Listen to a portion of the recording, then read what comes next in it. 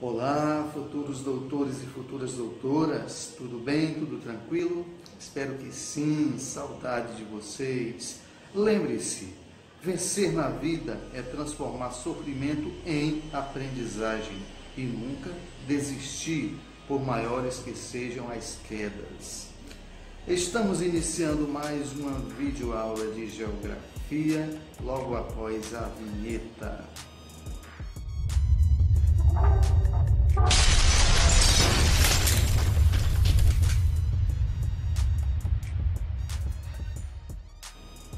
Ok, galera, veremos hoje a continuidade das características da população brasileira, começando com a composição étnica.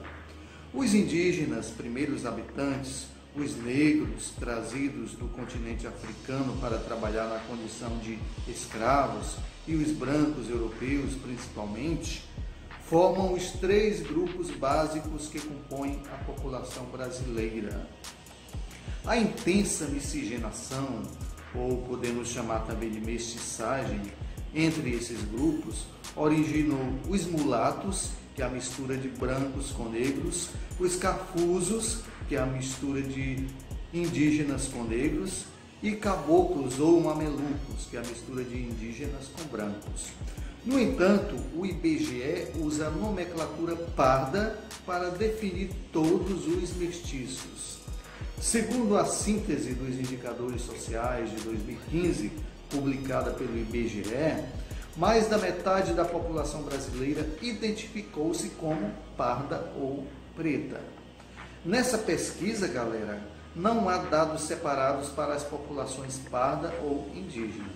Entretanto, a distribuição populacional no território, de acordo com sua cor, ocorreu de forma diferenciada.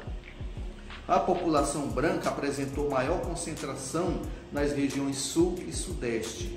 As populações preta e parda nas regiões norte e nordeste. Os diferentes processos de povoamento e ocupação nas regiões explicam essa situação. Encontramos maior concentração de pardos nas regiões norte e nordeste, em razão do quê?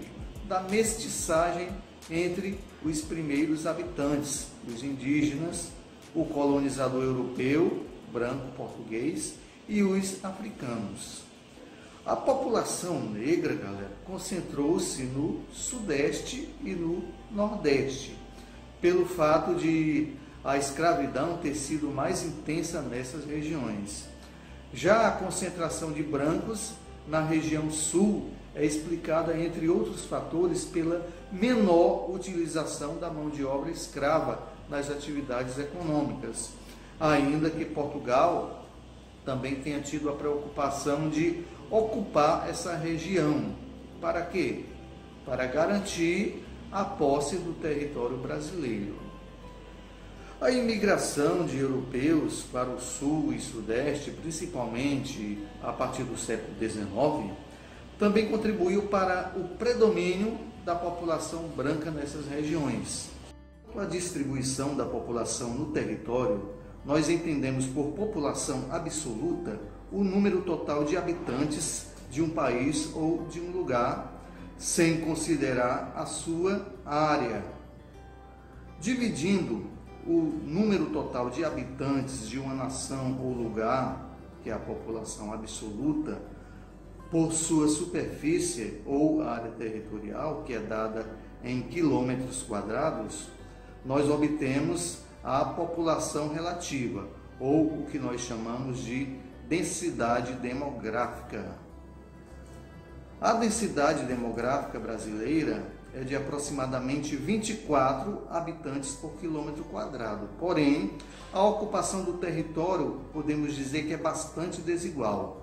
Existem em nosso país municípios com menos de 1 habitante por quilômetro quadrado, como Atalaia do Norte, no estado do Amazonas, e outros com mais de 12 mil habitantes por quilômetro quadrado, como São João do Meriti, no Rio de Janeiro. A título de curiosidade, a cidade de Fortaleza é a capital com maior densidade demográfica do Brasil, com quase 8.500 habitantes por quilômetro quadrado. Mais da metade da população do país vive em 304 dos 5.570 municípios do Brasil. Uma das características mais marcantes da distribuição espacial da população brasileira sempre foi a concentração em determinadas áreas do país. Como você pode ver aí no mapa, as regiões litorâneas concentram a maior parte da população brasileira. A busca por melhores condições de vida ou o surgimento de novas atividades econômicas em determinadas áreas, em certos momentos, explicam, galera, o aumento populacional causado principalmente pelos movimentos migratórios. A região sudeste, que é onde está São Paulo e Rio de Janeiro, por exemplo, foi um polo de atração populacional durante o processo de industrialização do país. Isso aconteceu na segunda metade do século XX. Segundo a PNAD de 2014, as regiões mais populosas eram Sudeste e Nordeste, abrigando respectivamente 42% e 27% da população brasileira. Em seguida vinham a região Sul com 14,3%, Norte com 8,5% e Centro-Oeste com apenas 7,5%. Além de verificar como a população se distribui pelas regiões brasileiras, a PNAD investiga também a sua distribuição entre as zonas rurais e urbanas. De acordo com a pesquisa realizada em 2014, o Brasil tinha 85,1% de sua população vivendo nas cidades e 14,9% no campo. A região mais urbanizada era o Sudeste e a menos urbanizada o Nordeste. As maiores taxas eram a dos estados do Rio de Janeiro, de São Paulo, de Goiás e do Distrito Federal. As menores foram encontradas nos estados do Maranhão, Pará, Piauí e Alagoas. Quanto às condições de vida e desigualdade social, os resultados gerais do Censo 2010 mostram avanços sociais no Brasil na última década. Estima-se que houve um aumento na renda domiciliar. Entre os anos 2000 e 2010, Nordeste e Centro-Oeste foram as regiões que apresentaram maior crescimento.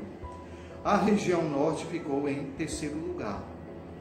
De acordo com o Ministério do Desenvolvimento Social e Combate à Fome naquela época, a valorização do salário mínimo, o aumento do emprego e os programas de transferência de renda, como por exemplo o Bolsa Família e o benefício de prestação continuada, o chamado BPC, foram fatores que contribuíram para o crescimento do rendimento médio mensal dos brasileiros nesse período.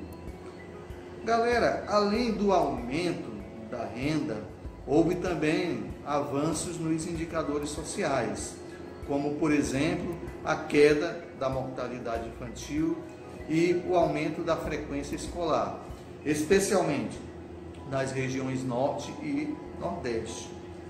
Apesar de as condições de vida do povo brasileiro terem apresentado um avanço na primeira década do século XXI e de o Brasil ter alcançado em 2015 um alto índice de desenvolvimento humano, em torno de 0,755, ainda encontramos grandes desigualdades na nossa sociedade.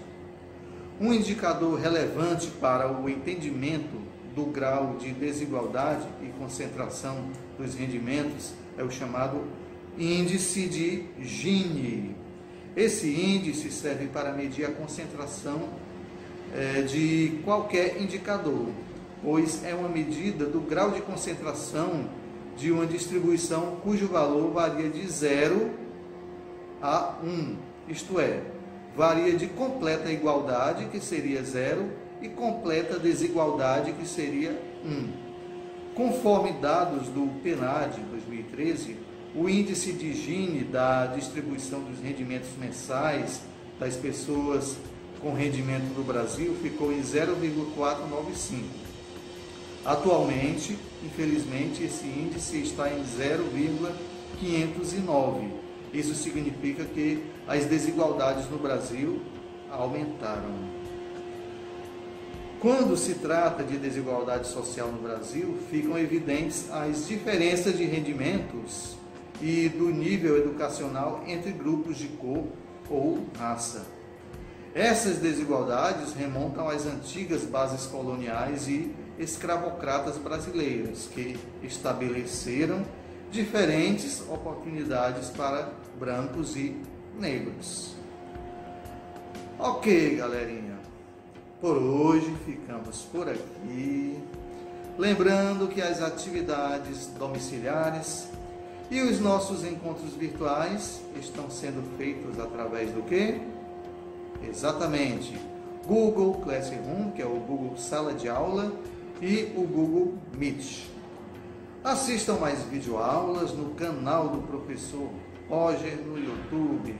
Quando você chegar lá no YouTube e assistir a videoaula, dá um like e faça um comentário, inscreva-se e clique no sininho de notificações para fortalecer o nosso canal, para que nessas aulas nós possamos aprender mais e mais. Respondam às atividades que vocês estão recebendo para acumularem pontos nesse bimestre.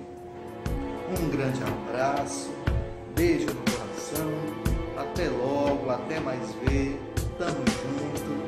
É nóis.